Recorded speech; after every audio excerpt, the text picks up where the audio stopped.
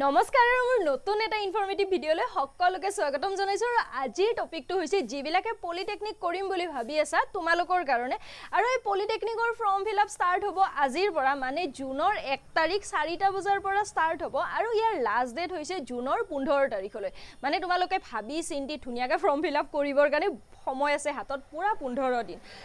So यार form फिलअपर link तो होइसे www.dteassam.gov.in यात गई कि তোমালোকে ফর্ম ফিলআপ কৰিব পাৰা ইয়াৰ পিছত যেটো লিংক ওপেন হ'ব হেতু হৈছে তোমালোকৰ assamdmsummertac.in ইয়াতে তোমালোকে ধুনিয়াকৈ ফৰ্ম ফিলআপ কৰি লবা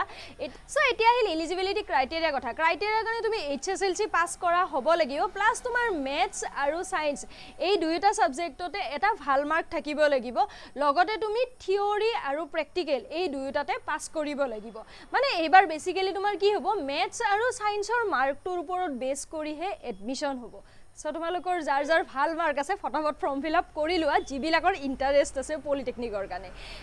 একেলগে মই তোমালোকক পাৰ্সেন্টেজৰ কথাও কৈ দিও যিখিনি জেনাৰেল ওবিসি এমওবিসি কাষ্টৰ পৰা বিলং কৰা তো তোমালোকৰ পাৰ্সেন্টেজ এইচএসএলসিত 40 থাকিলেও হ'ব তোমালোকে আৰামছে ফৰ্ম ফিলআপ কৰিব পাৰিবা আৰু যিখিনি এসসি কাষ্টৰ পৰা বিলং কৰা তেওঁলোকৰ পাৰ্সেন্টেজ 35 থাকিলে হ'ব বাকি যিখিনি এসটি কাষ্ট আছে তেওঁলোকৰ কাৰণে 33% থাকিলেও তোমালোকে ইয়াতে ফৰ্ম ফিলআপ কৰিব পাৰিবা তেওঁলোকে এজ লিমিট ধৰি দিছে সো তোমালোকৰ জেনাৰেল ওবিসি এমওবিসিৰ কাৰণে 2024 মতে 20 ইয়াৰ্স 6 মান্থৰ ওপৰত হ'ব নালাগিব আৰু বাকি থাকিল এসসি আৰু এসটি কাষ্টৰ কথা তো তোমালোকৰ 2024 মতে এজ লিমিট 23 ৰ ওপৰত হ'ব নালাগিব বহুতৰ মনত এটা কোৱেশ্চন থাকে যে ডকুমেন্টস কি লাগিব সো ডকুমেন্টস তোমালোকৰ এইচএসএলসি ৰ মাৰ্কশিট সাৰ্টিফিকেট যদি তুমি কিবা কাষ্টৰ পৰা বিলং কৰা তেনেহলে কাষ্ট সাৰ্টিফিকেট খন লগতে তোমাৰ পিআৰসি খন মাস্ট বি মানে কেতিয়াবা পিআৰসি খন ফৰ্ম ফিলআপৰ সময়ত দৰকাৰ নহয় কিন্তু তোমাক এডমিশনৰ সময়ত পিআৰসি খন লাগিবই আৰু তোমাৰ হাতত সময়ও আছে সো আজিয়ে পিআৰসি ৰ কাৰণে এপ্লাই কৰি ফটাফট পিআৰসি খন উলাই লোৱা কাৰণ কেতিয়াবা কি হয় গুটেইখিনি ডকুমেন্টস ক্লিয়াৰ নাথাকাৰ কাৰণেও এডমিশন কেনসেল হ'ব লগা হয়